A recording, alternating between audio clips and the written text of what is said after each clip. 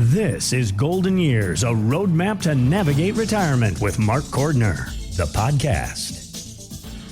A lot of folks are worried about the next stock market crash. But studies show, Mark, that you may see a lot of them really over the next 25 years in retirement. They say a 10% correction happens about once a year. So you may see about 20 of those. A 20% bear market happens about once every 4 years. So you may experience, 6 of those. And then declines of 30 to 50% are rare, although we've seen 2 in our lifetime already in 2000 and 2008. So do you find that people are okay with guarding against the rare, huge drop and they can handle the smaller ones? Or do they just absolutely hate any kind of loss in general? They can't take it. What are your thoughts here? Well, everyone's different. We can't just stereotype this, but there absolutely is a phenomenon that occurs as we all age, and that is a desire to kind of go into preservation mode, to want to maybe put up a little bit less with that kind of volatility that we see in the market. And I'm a big proponent of having as much money as we can get in the market so that we can grow it over time, because inflation is a silent killer that just eats our purchasing power up. But it's really a very personal decision, and so we have to have clear conversations with people, and we can build guardrails into these retirement plans. Certainly when it comes to creating income, we can do things on contractually assured basis that can give people the peace of mind that they want. But I would say, yes, plan on the market going up and down. It always has, it always will. That's the nature of the market. I'm looking out the window here, and there's some beautiful mountains to the north of me here, and I know because I live close to those mountains that when I'm up close to them, they look awfully jagged. There's a lot of, peaks and vales, as it were. But the further back, here I'm 15 miles from my house right now, and I could still see the same mountains, and they look a lot smoother from a distance. And that's really how the market is, Time is the distance that we need, and when we think long-term, those ups and downs in the daily market gyrations, they tend to kind of flatten out more, and they tend to be less anxiety-provoking. We just got to build portfolios around the reality that things will go up, things will go down, and every person has to be able to have a clear conversation with their advisor so that the portfolio they have matches their tolerance for those gyrations. And you're exactly right. I mean, having that portfolio that matches your tolerance, that risk tolerance, how much can you, and just in general, but how much personally can you stand to lose? Are you going to be glued to the TV, seeing the red line all over the place? Is it going up? Is it going down? Are you losing sleep? Or do you know that you have a plan in place? That is, of course, where the rubber meets the road. And if you want to do a risk analysis on your portfolio, we'll do that today for you complimentary, guys. Go ahead and give a call. That phone number, 702-996-4050. 702-996-4050. That website, mygoldenyearsroadmap.com. Mark, we've also talked about annuities a lot here on the show and how they serve up a continuous stream of guaranteed income month after month. But at the end of the year, what are those tax implications from annuities? Here's Morningstar's Christine Benz. It gets a little bit complicated depending on the account that you use to fund the annuity. But generally speaking, you'll obtain some tax deferral as long as the funds are inside the annuity. And then you'll owe taxes on any money that hasn't been taxed yet. So if you put pre-tax dollars into an annuity and it makes investment gains, well, all of your withdrawals will be taxable, and they'll be taxable at your ordinary income tax rate. If you've put in some money that has already been taxed, there's what's called an exclusion ratio, meaning that you won't be taxed on those funds again.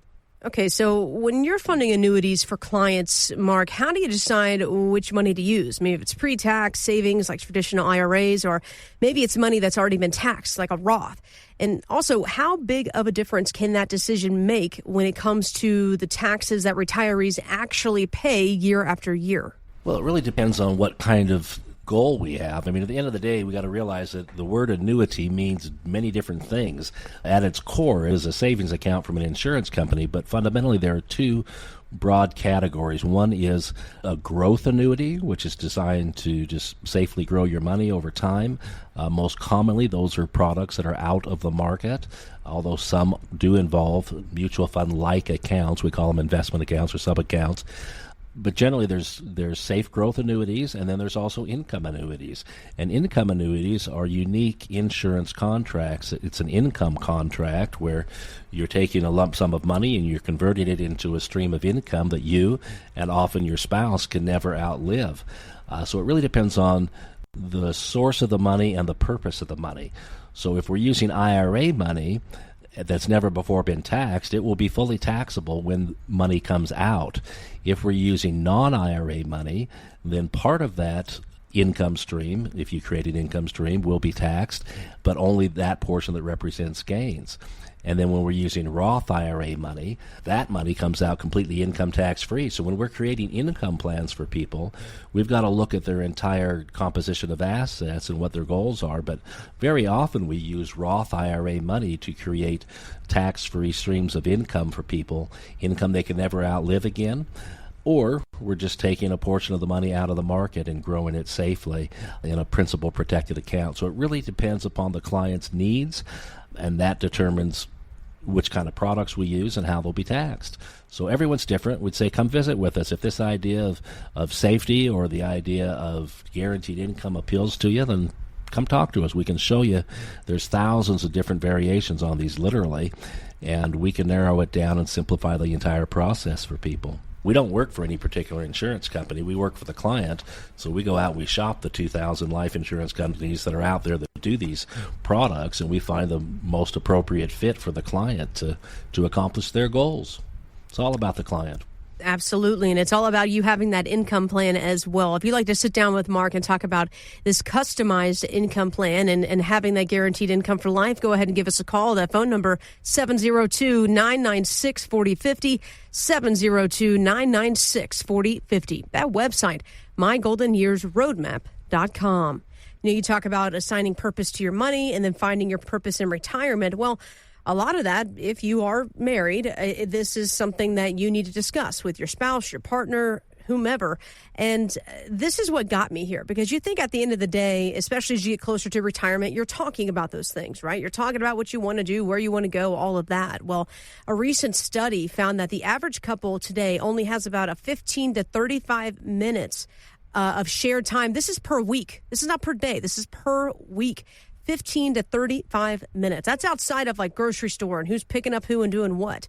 And it got me thinking, well, if we barely have time to catch up with our spouse about normal things, how do we have time to even think about retirement in general, much less getting that other person to sit down with us and say, hey, let's put this in motion?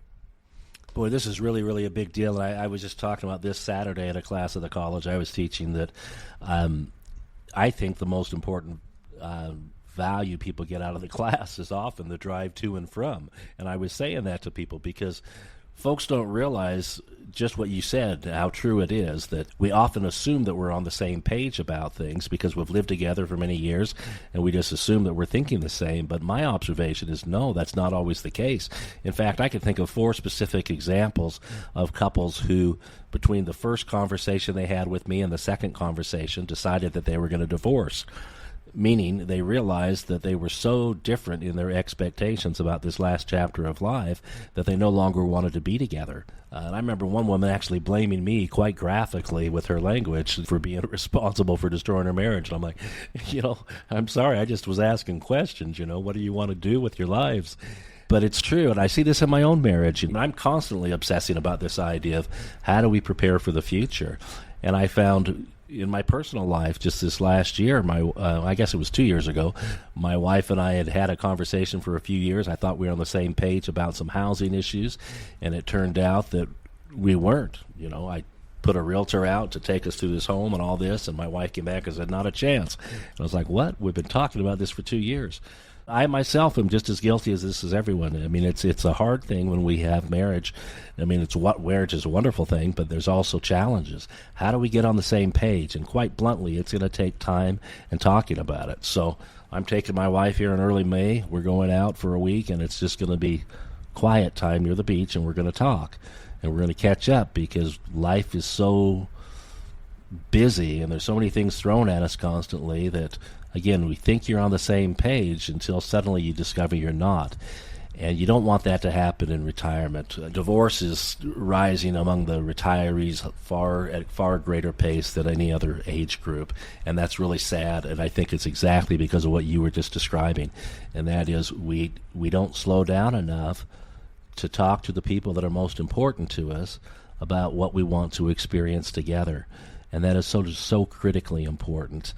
So I can't give marital advice to people other than find a way to sit down and talk through what's most important to you, and especially when it comes to retirement, when there's a good chance you're going to be sitting across the family room staring at each other because you're not going to work. Yeah, you certainly need a plan. Staring at each other is only going to go so far, and then you're getting on each other's nerves, and then, what then? That's not what retirement's for, right? You've worked so hard.